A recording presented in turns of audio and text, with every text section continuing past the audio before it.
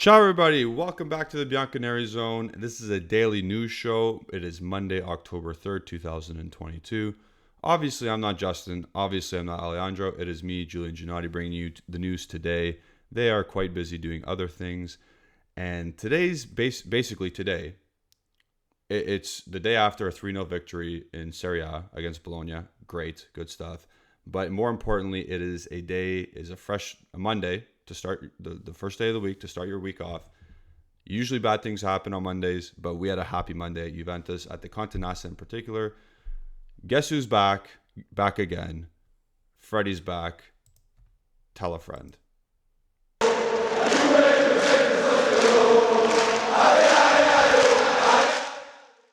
Yes. You heard it here first. Freddie Chiesa is back in action. He had a practice today. He trained with the first team. And if you go take a look at the Juventus YouTube account, they put a 3.5-4 minute video out of their today's training session, and Freddie Chiesa was there, and he was taking part in the session as per normal. I don't know to what extent in terms of physical contact, the portion of training. I don't know if he was involved in small-sided games or whatever. All I do know is that he's back in training, and the situation will most likely be monitored because I can't see him playing anytime this week. I can't see him playing next or against Milan, and I can't see him playing in the next Champions League game.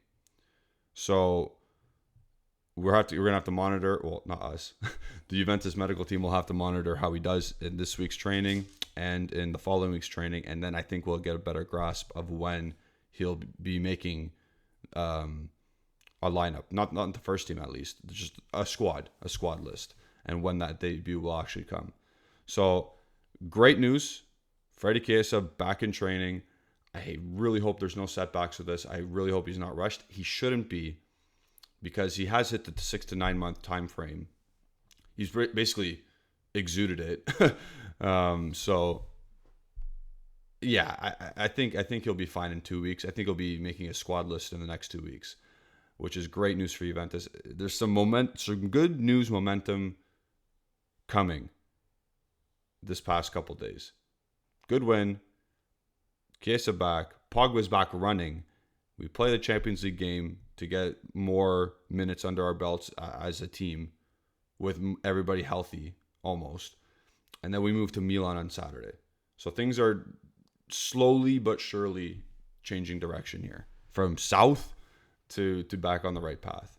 So yeah, there's Freddie. He's smiling. We're all happy. Good stuff. Next, we're going to talk about some blah news. I really don't... I have some stuff to say about it because at the beginning of my first appearances on this channel, I always questioned who was running the show in terms of background management. So the news report from Repubblica is Juventus have held talks with Napoli director Giuntoli. He would work alongside Cherubini. Cool. As we know, Napoli had a great recruiting summer in terms of transfers coming in and replacing older star players. And they've done a great job. Simeone, Raspadori, Kim, and there's more. I'm just the Georgian kid Kvaratskhelia. So they've done a great job in recruiting, and he has a big reason why they've done so well, and I can see why we're trying to identify him as more help to come in to help us. The only issue I have with this, actually, it's a big issue. There's Agnelli, there's Nedved, there's Arrivabene, there's Cherubini, and now you're gonna add Giuntoli. We don't need that many people making decisions, especially when we know that Agnelli has the final say more likely than not on every decision at the club. So adding another guy in is just going to probably create more friction, in my opinion, amongst the management group. And we're already a poop show as it is. Nedved doesn't like the coach. Agnelli's keeping the coach. Or Arrivabene is saying we can't fire the coach because he costs too much money. It's a poop show right now, and we're just going to add more to it. I think Romeo Agresti said it himself, or he tweeted out, the more turmoil in the management, the more likely there's going to be turmoil on the pitch. And if you add another dude to that mix of turmoil, it doesn't really solve much. So I'm a fan of his work. I'm a fan of us identifying a good person to help run the show, but I'm not a fan of how we operate in the management. So I don't think he helps out that much, or he will help out that much in that regard. So that's my opinion on that. We'll move on to some other news that doesn't really have anything to do with this current iteration of Juventus. It's more of a nostalgic feel. Gonzalo Higuain has retired, or he announced his retirement today. Good for him. Congratulations on a good career.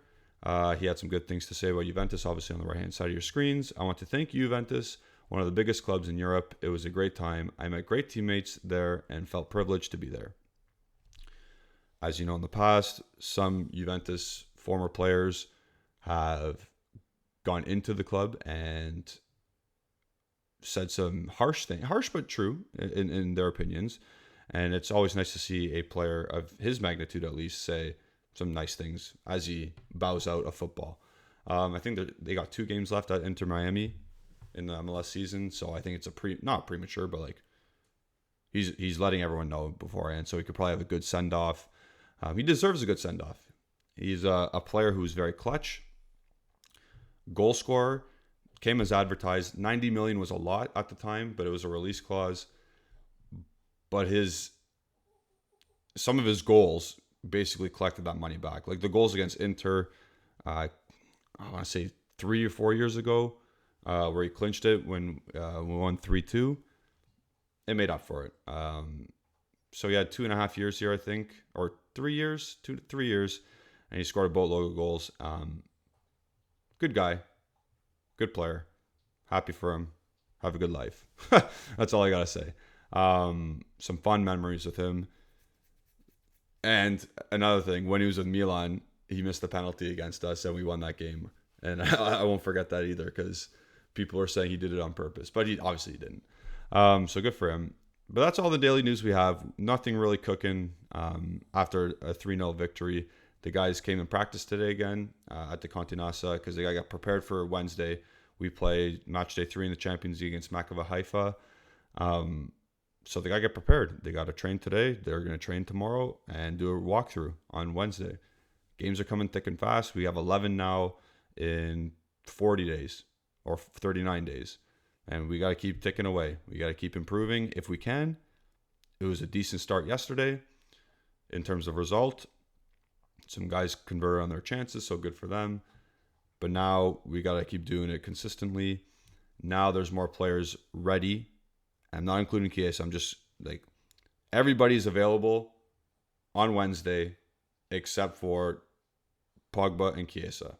Di Maria can play because he's not suspended in this competition. So we have pretty much a full-fledged lineup minus Chiesa and Pogba. So there's no excuses at this point. And going into Milan, we'll see what happens. But yeah, looking forward to it. It could have been a lot worse. Let me tell you that at the start of this week. So thank you all for watching this video. Remember, please like the video, subscribe to the channel if you haven't already. Leave a comment leave a comment your memories about Higuain, how happy you are that Chiesa is back, and do you agree with my opinion on the management if Giuntoli was to join the club? Thank you all for watching. Follow bianconerizone on Instagram, Facebook, and Twitter at bianconerizone. Follow myself at Gennady151, and we'll see you next time. Ciao.